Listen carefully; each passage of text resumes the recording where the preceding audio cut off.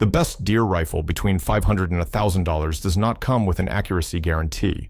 The $549 rifle you walked past on the rack does. Winchester puts one MOA in writing on the XPR. The rifle that wins this list gives you a marketing sentence and nothing else.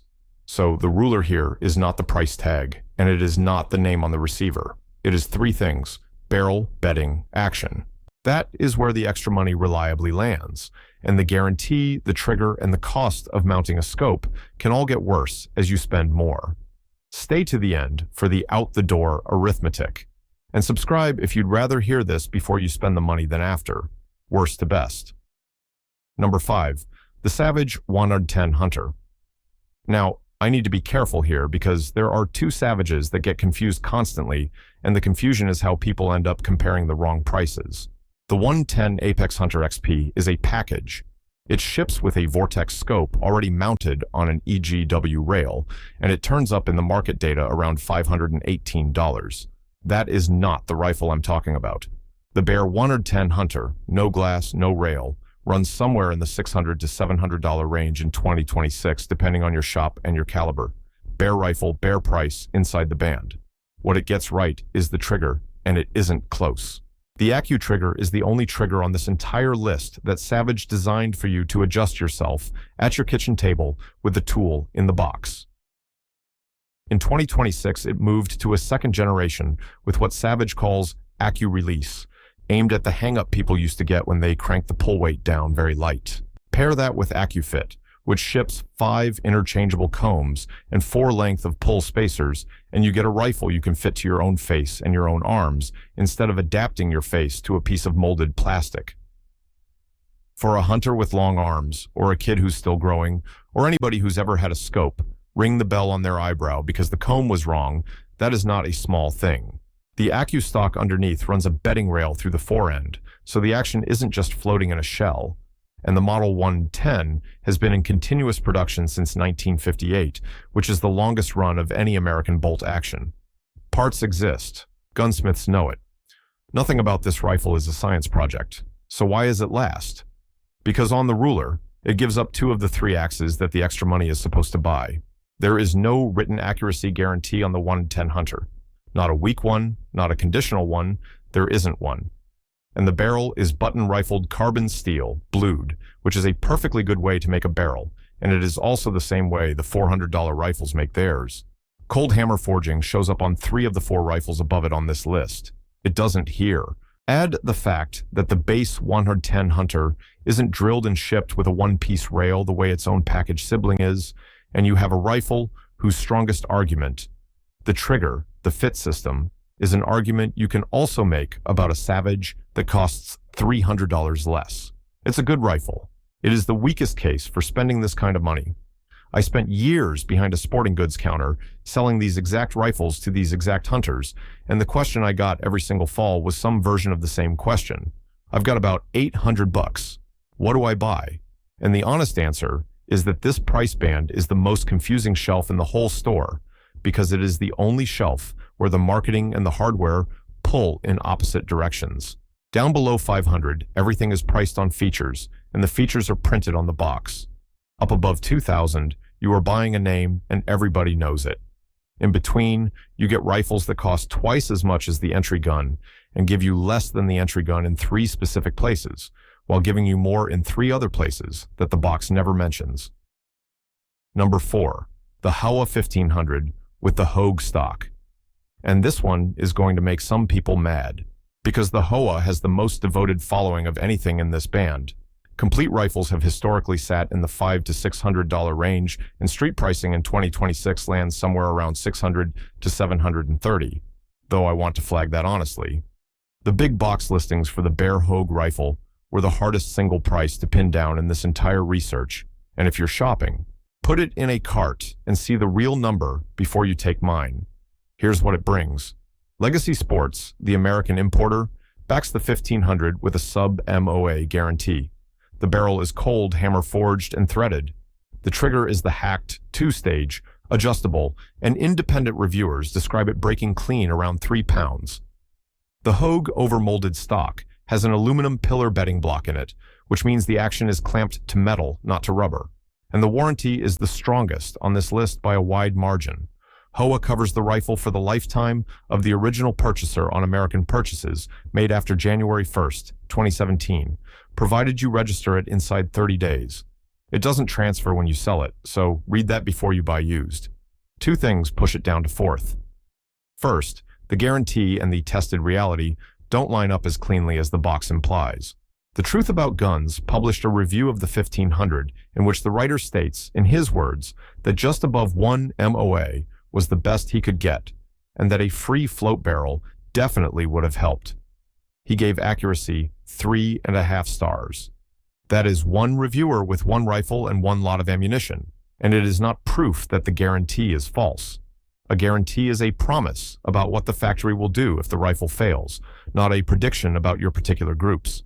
But it's the only published independent number I found on this gun, and when a company markets sub-MOA, and the one measured test I can cite came in above 1 MOA, you are entitled to know that before you build your expectations around the brochure. Second, the stock. Hunters report, and this is a community pattern, not a measurement, that the Hogue overmold feels soft and flexes under a bipod or a hard rest. The counterpoint is real, and I'll give it. That aluminum block is doing the structural work, and the squish people are feeling is the rubber skin on the outside of the forend, not the bedding underneath. But it's a persistent enough complaint that the aftermarket sells stocks specifically to fix it. And if you're going to spend another $200 on a chassis, you weren't really buying a $700 rifle. The defense of the HOA is simple, and it's a good one. Same Japanese action as the rifle sitting in third place, made by HOA machinery, but with a lifetime warranty attached.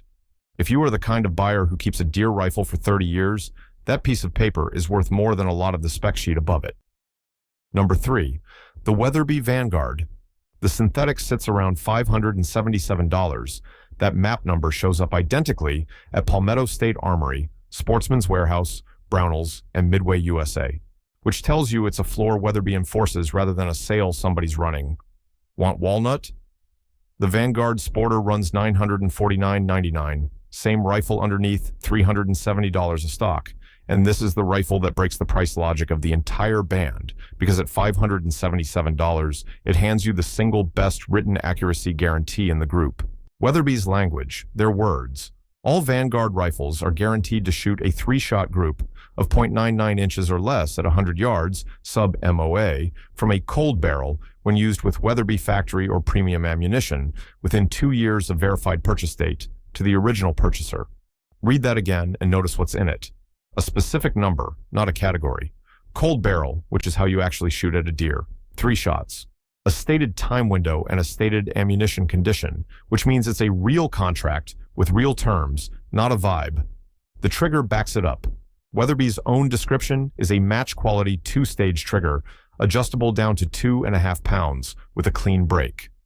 2-stage triggers are rare at any price in a hunting rifle, and the people who like them really like them. The barrel is cold, hammer-forged, and as of July 1st, 2024, Weatherby made threaded barrels standard across the Vanguard line, which matters if a suppressor is anywhere in your future. It feeds from an internal box with a hinged floor plate. No magazine to lose in the leaves, no proprietary part to replace at $50 a pop. So why isn't this number 1 when it's the cheapest gun here and it has the best paperwork, weight, and bedding? The Vanguard runs around 7.5 pounds bare, which is a pound heavier than the winner, and that pound is the difference between a rifle you carry and a rifle you notice carrying. There's no factory pillar bedding on the synthetic version, and the Weatherby name on the receiver is doing something the hardware isn't. The action is built by Howa in Japan, the same manufacturer as the rifle in 4th place. Weatherby Incorporated is headquartered in Sheridan, Wyoming, and I want to be precise about that, because it's a fact, not an accusation. Nobody is hiding anything. But if you thought you were paying for a different mechanical animal than the Howa sitting next to it on the rack, you weren't. You were paying for a better stock, a better trigger, and a written guarantee, which at $577 is a completely fair trade and the reason it beats the Howa. Number 2, the Bergara B14 Ridge, $779.97 at Sportsman's Warehouse, $899.99 at Palmetto State Armory, with the market average for a new one landing around $908. Top of the band. And on 2 of the 8 axes, it beats the rifle I'm about to crown. The guarantee first, because it's the most transparent one in the industry and almost nobody reads it. Bergara's FAQ, their words, our accuracy guarantee is sub-MOA at 100 yards with 3 shot groups of available factory match grade ammunition. Then they publish the test protocol, which is the part that matters. Their gunsmith will fire up to 3 3-shot groups, each from a cold bore. If 2 of the 3 groups are sub-MOO, the gun passes. Handloads void it.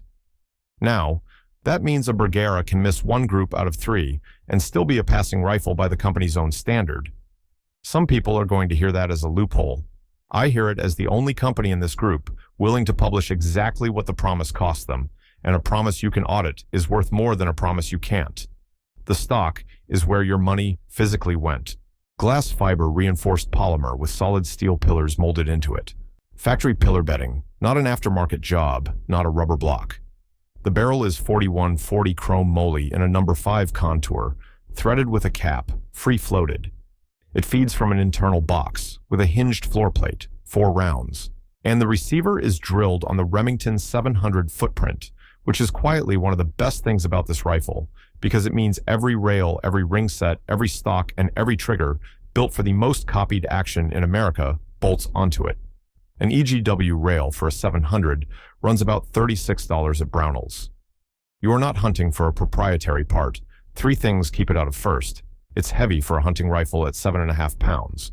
The trigger is set around 3 pounds at the factory, and Bergara doesn't market it as user adjustable, which means the most expensive rifle on this list has a less flexible trigger than a $400 Savage. And at $900 in some shops, it's pressing the ceiling of the band hard enough that a couple hundred more puts you in a different conversation entirely. Quick one before the winner. No sponsors here, no affiliate links, nobody paying me to rank anything. If that's worth something to you, hit subscribe. Number 1. The Tikka T3X Lite. $749.99 at Euro-Optic as of this summer, with the broader market average for new guns sitting in the low 800s.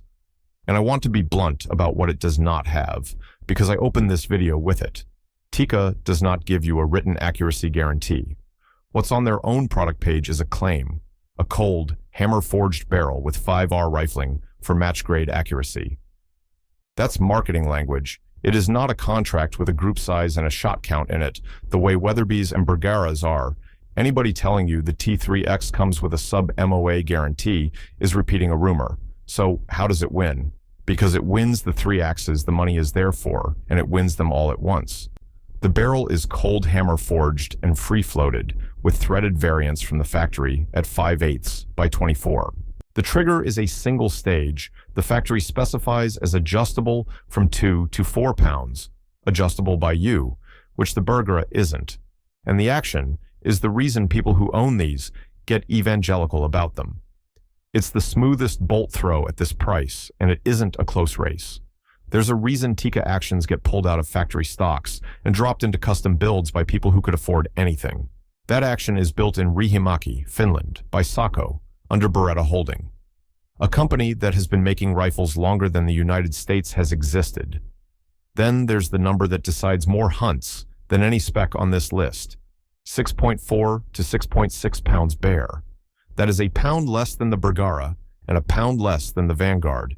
And if you have ever walked a ridge from dark to dark with a rifle on a sling, you know that a pound is not an abstraction.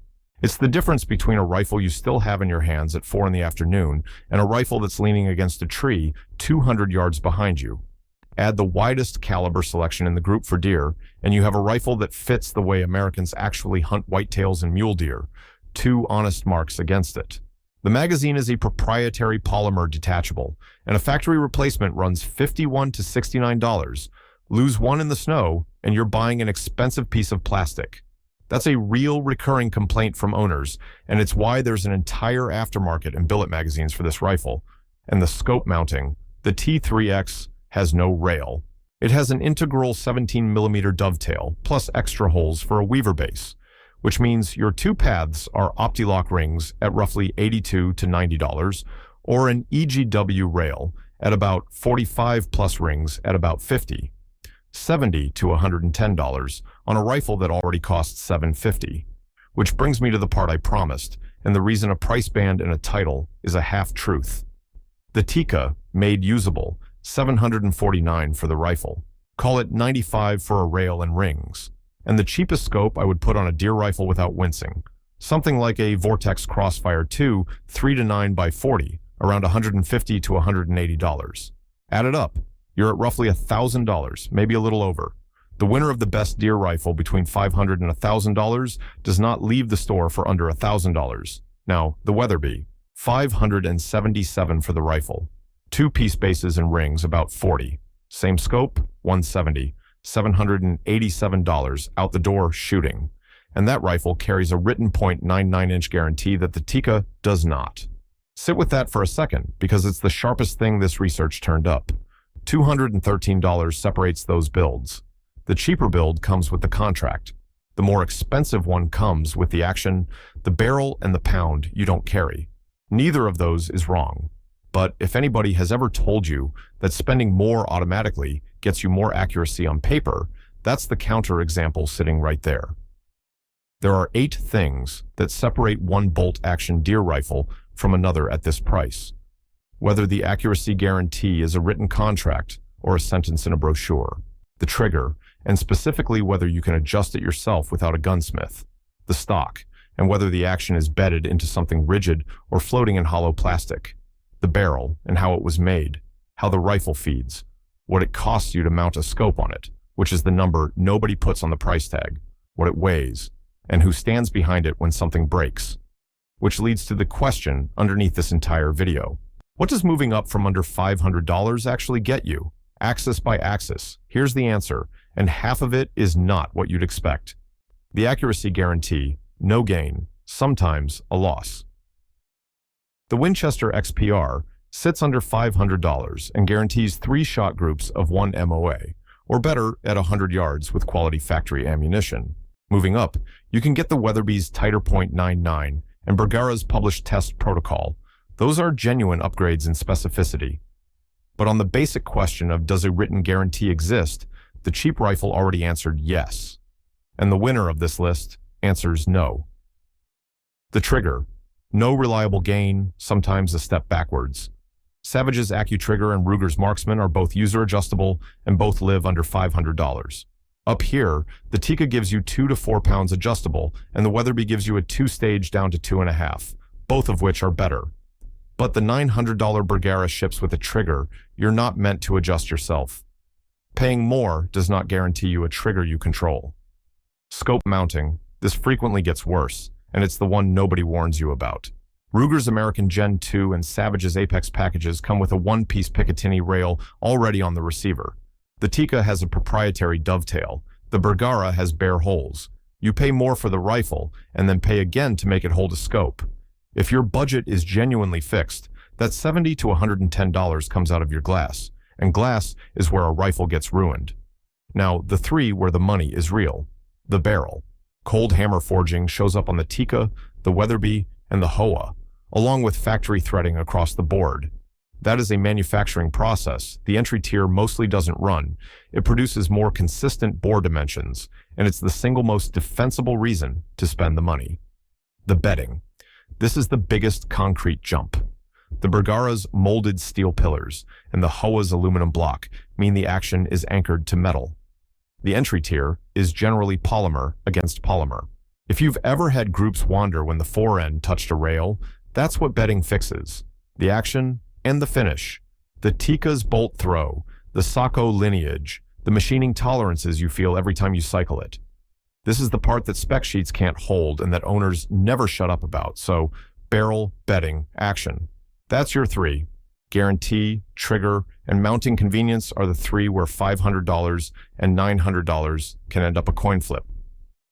2 more things before I let you go, because they're the comments I'd get otherwise. What got left out and why? Sako's S20 runs around $1,420 new.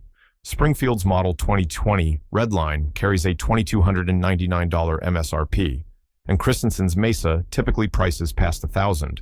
All 3 are above the ceiling, so they're not eligible no matter how good they are.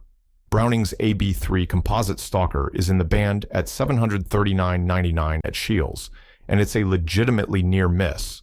It loses on the ruler because there's no accuracy guarantee and the trigger is fixed around 3.5 pounds. Franchi's Momentum sits in the band too, same problem. No factory accuracy guarantee. The Remington 700 SPS averages $716 new and the platform is unkillable, but hunters report that finding new production on shelves has been inconsistent, so I'd want to see one in a case before I planned around it. That's a supply observation, not a claim that anything's been discontinued. Rem Arms still catalogs the SPS. And CVA's Cascade in its base configuration frequently drops under $500, which puts it in a different video, though I'll give it credit for something the rifles above it don't do. Several Cascade variants ship with a Picatinny rail already on them. And why only 5? Because on a ruler this specific, the 6th rifle would have to lose on an axis I can't measure, and that's where rankings turn into opinions with a sound at Scheels, and it's a legitimately near miss. It loses on the ruler because there's no accuracy guarantee and the trigger is fixed around 3.5 pounds. Franchi's Momentum sits in the band too, same problem. No factory accuracy guarantee. The Remington 700 SPS averages $716 new and the platform is unkillable, but hunters report that finding new production on shelves has been inconsistent, so I'd want to see one in a case before I planned around it. That's a supply observation, not a claim that anything's been discontinued. Rem Arms still catalogs the SPS. And CVA's Cascade in its base configuration frequently drops under $500, which puts it in a different video, though I'll give it credit for something the rifles above it don't do. Several Cascade variants ship with a Picatinny rail already on them. And why only 5? Because on a ruler this specific, the 6th rifle would have to lose on an axis I can't measure, and that's where rankings turn into opinions with a soundtrack. So here's where it lands. If you want the best rifle in this band, buy the Tikka T3X Lite and accept that you're buying the barrel, the action, and the pound you don't carry, not a piece of paper. If you want the written promise, buy the Bergara B14 Ridge, sub-MOA guarantee with a published test protocol, factory pillar bedding, and a Remington 700 footprint that makes every mounting decision cheap and easy for the rest of the rifle's life. That's the honest split, and which side you fall on says more about how you hunt than about which company builds better rifles. But the thing I'd carry out of this video isn't the winner. It's the $549 Winchester with a written one MOA guarantee sitting on the same rack as a $750 finish rifle that promises you nothing on paper, and the $750 rifle being the right buy anyway. The price tag on a deer rifle is not ranking anything for you. Learn the 8 axes, decide which 3 you're